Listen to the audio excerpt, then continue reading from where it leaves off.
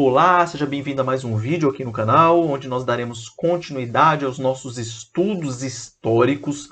Nós dividimos esse tema em 4 vídeos.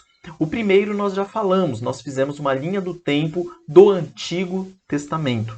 Aí terminou o Antigo Testamento, nós entramos no período intertestamentário, que é aquele período do final do Antigo Testamento ao início do Novo Testamento. Nesse período nós teremos 2 vídeos. O de hoje, que é a linha do tempo, considerando a história de uma forma geral, e depois, o próximo vídeo, nós faremos uma linha do tempo só falando a respeito do povo hebreu. E por fim, uma linha do tempo do Novo Testamento. Então, sem mais delongas, acompanhe aí os slides para você se localizar nessa questão. Lembrando que nós falaremos a respeito da linha do tempo do período da história, começando lá no Império Assírio até lá o início do Novo Testamento. Dentro desse período nós temos o povo hebreu e tudo mais, mas não daremos muito foco nele. O foco no povo hebreu será no próximo vídeo. Hoje é importante você conhecer o que estava acontecendo no mundo nesse período entre os 2 testamentos. Então, sem mais delongas, acompanhe-nos lá. Esse é o nosso plano de fundo. Aqui nós temos o mundo. E aqui você chega no que interessa para nós. É essa região aqui. Aqui nós temos hoje, né, a Itália aqui, ó. Então você tem aqui alguns locais. E o que interessa para nós é essa região praticamente toda aqui, ó. Vou afastar um pouquinho.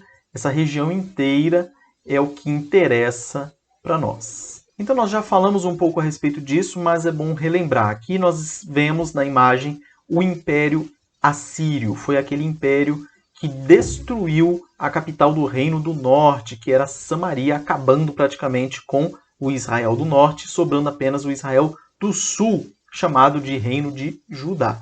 Então ali você vê aquele tracejado ali, é o Império Assírio. Lembre-se aí que o ano de 722 a.C. foi o ano em que o Império Assírio destruiu Samaria, que era a capital do Reino do Norte, sobrando apenas o Reino do Sul, chamado de Judá. O Império Assírio ele teve o seu auge entre os anos 705 e 612 a.C. No ano 626 a.C., a Babilônia se rebela contra o Império Assírio. Em 612, ela destrói Nínive, que era a capital do Império Assírio. E o Império Babilônico se torna o maior império do mundo depois da Batalha de Carquemes, que ocorreu no ano 605 a.C.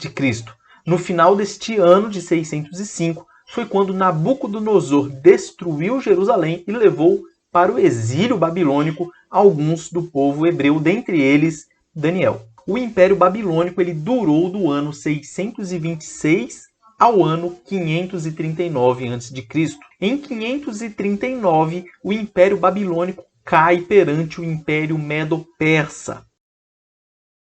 E é a partir de então que nós temos o retorno do povo hebreu que estava cativo lá na Babilônia. Lógico que não vieram todos de uma vez. Nós temos a primeira viagem da primeira turma saindo da Babilônia, voltando para Jerusalém, por volta do ano 537. Foram liderados por Zorobabel. Daniel, que estava exilado na Babilônia, ele escreveu seu livro por volta do ano 530 a.C.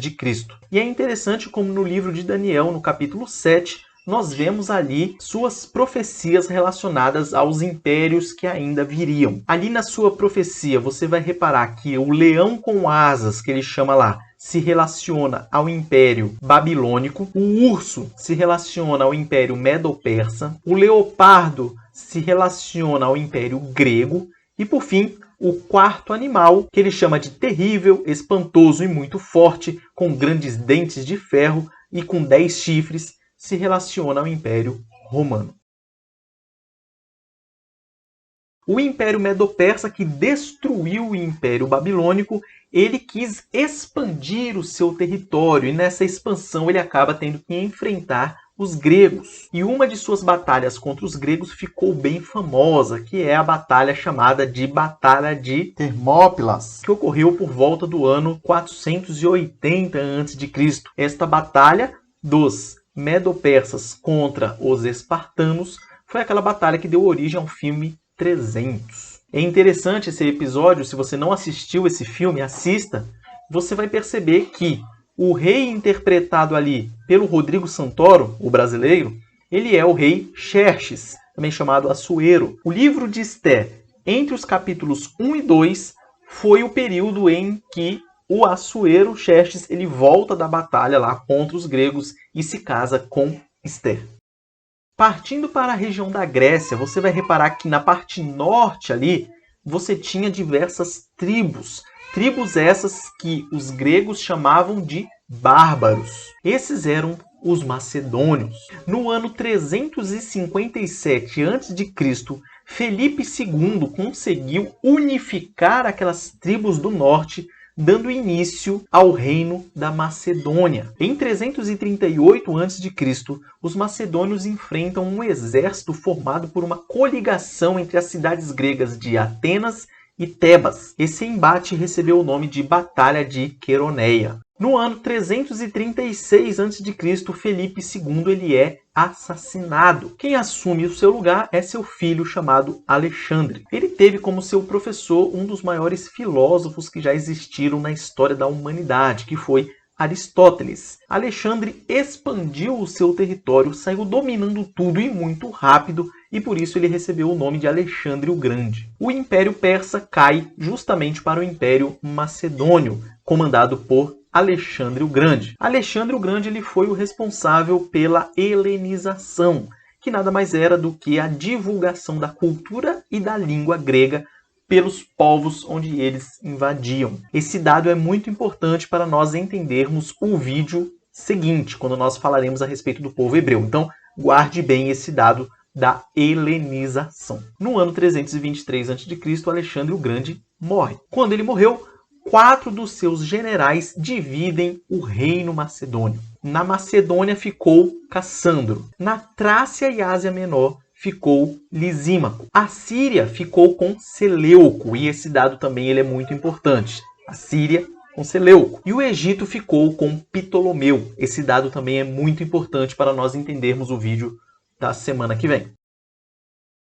O reino se dividiu, se enfraqueceu, porque todo reino dividido enfraquece, enquanto Roma avançava para se tornar um dos maiores e mais poderosos impérios que já existiram. Em cerca de 63 a.C., Roma solidifica o seu poder em toda a região do Mediterrâneo, ainda como república, não era império ainda. Aí no ano 27 a.C., nós temos ali a coroação do primeiro imperador romano, que era Otávio Augusto. E aqui nós terminamos a nossa linha do tempo sob a ótica da história de uma forma geral, abrangendo aquele período intertestamentário. E guarde esta informação. O último livro do Antigo Testamento é Malaquias. O profeta Malaquias ele escreveu o seu livro em Jerusalém entre os anos de 432 a 425 a.C. e termina anunciando a vinda de alguém que prepararia o caminho de Jesus Cristo. E quem é esse alguém? Isso mesmo, João Batista. Da mesma forma, você vê um paralelo lá no Evangelho de Lucas, no capítulo 1, a partir do versículo 8, mas principalmente o versículo 17, que faz esse paralelo mostrando ali que o anjo estava dizendo a Zacarias que o seu filho seria o João Batista, e esse prepararia o caminho para Jesus Cristo. Nesse período, nós temos aí o período de silêncio, esse período entre o final do Antigo Testamento e o início do Novo Testamento. Foi aquele período em que não haviam profetas em Israel. Deus não levantou nenhum profeta nesse período. O próximo profeta que vem é justamente João Batista. Então, se ficou alguma dúvida, por gentileza, mande aí nos comentários. Que Deus abençoe a sua vida, abençoe essa semana que se inicia, e nos vemos aqui na semana que vem, se Deus quiser.